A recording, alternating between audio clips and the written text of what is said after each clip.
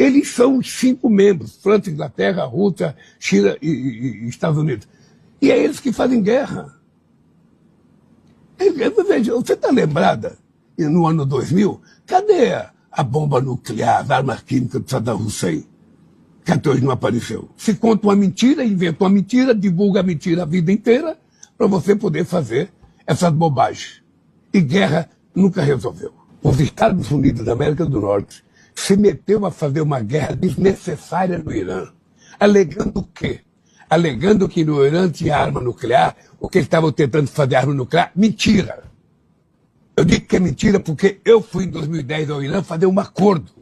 E fizemos um acordo. Que depois os Estados Unidos não aceitou, nem a União Europeia. Fizemos um acordo para que o Irã pudesse enriquecer o urânio nos mesmos métodos do Brasil. Porque aqui a nossa Constituição diz que a gente só